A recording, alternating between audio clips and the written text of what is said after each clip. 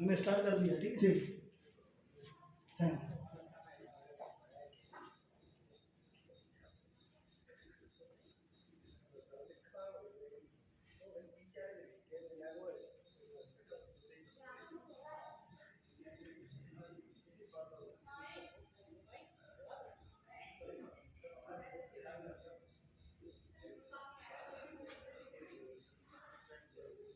ठीक है बेटे, अब हम एग्जाम्पल्स को देखेंगे। ठीक है, तो एक सेंटेंस है फॉर एग्जाम्पल, जैसे क्या राम अपने पिताजी को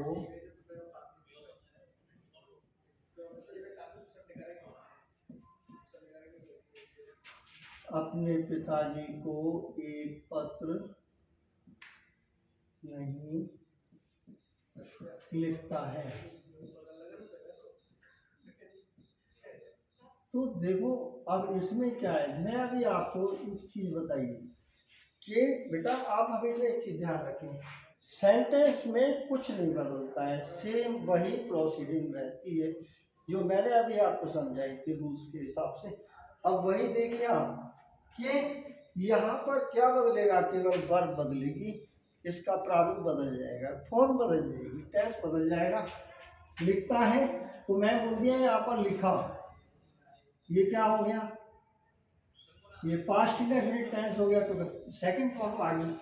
फिर मैं बोल दिया लिखेगा, तो ये कौन सा टेंस हो गया, ये फ्यूचर टेंस हो गया।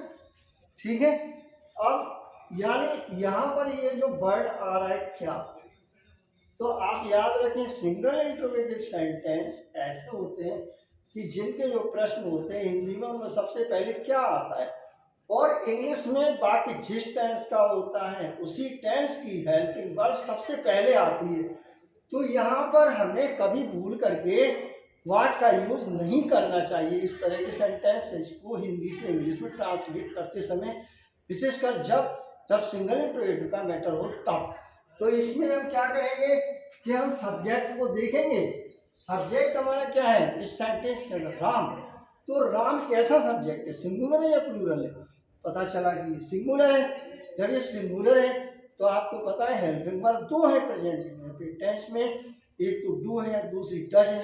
आपको पता है कि डू का यूज प्लूरल नंबर में यूज होता है और डज का यूज सिंगुलर नंबर में होता है। तो यहाँ पर राम सिंगुलर है तो हेल्पिंग वर्ब क्या है, ये सबसे पहले रूल के हिसाब से देखिए आप डज आ गया, आफ्टर दैट सब्जेक्ट आ जाएगा राम। फिर उसके बाद मेन वर्ब क्या है, मेन वर्ब से पहले इसमें नहीं आ रहा है, तो अब ये नेगेटिव भी है, इंट्रोगेटिव प्लस नेगेटिव, तो इसमें सब्जेक्ट के जस्ट बाद आ जाएगा नोट, डज राम नोट। उसके बाद क्या है मेन वर्ब, मेन वर्ब क्या है लिखता है, लिखने की फर्स्ट फॉर्म क्या होती है, WRITE right. Does Mohan not right. अब ऑब्जेक्ट क्या है यानी कर्म, एक पत्र, ए लेटर। अब इनडायरेक्ट ऑब्जेक्ट है अपने पिताजी को, टू हिज फादर। अब हमने इसमें टू क्यों लगाया, टू इसलिए लगाया क्योंकि ये इनडायरेक्ट ऑब्जेक्ट है हिज फादर, इसलिए हमने इसके पहले टू लगाया। तो अब आप देखिए कि अब मैं इसको पास्ट में चेंज कर दूंगा आपके सामने। जब ये पास्ट में मेरे को करना है, मैं आपको बता दिया कि हिंदी में लिखता है क्या हो जाएगा लिखा, और उधर फ्यूचर में जाएंगे तो हो जाएगा लिखेगा।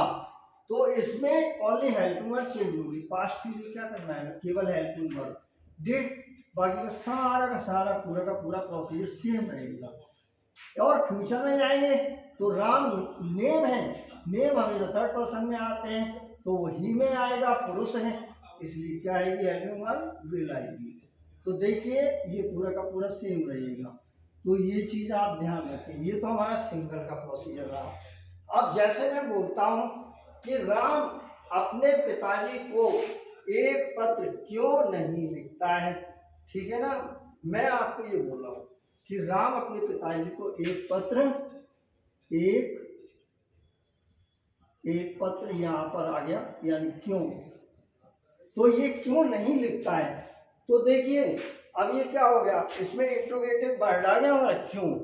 तो क्यों का मतलब क्या है कि इसका मीनिंग होता है जो भी इंट्रोगेटिव वर्ड इस तरह के वाक्यों में आता है बीच में, उसकी इंग्लिश सबसे पहले रखते हैं, क्योंकि रूल हमारा यही कहता है। तो अब इसमें क्योंकि इंग्लिश लगा देंगे हम, यानी क्या लगा देंगे, वाई। ठीक है, बाकी का पूरा हमारा सेम यही रहेगा। तो इसमें क्या हो जाएगा, why does Ram not write a letter to his father. फिर ऐसे ही हम इसमें करेंगे, यानी राम ने अपने पिताजी को एक पत्र क्यों नहीं लिखा, तो why did Ram not write a letter, rule number 3 पूरा कनेक्ट हो जाएगा सेम। ऐसे ही फ्यूचर में हो जाएगा, राम अपने पिताजी को एक पत्र क्यों नहीं लिखेगा, why did Ram not write a letter to his father. Okay, thank you, कल मुलाकात करेंगे। ठीक है, अगली वीडियो।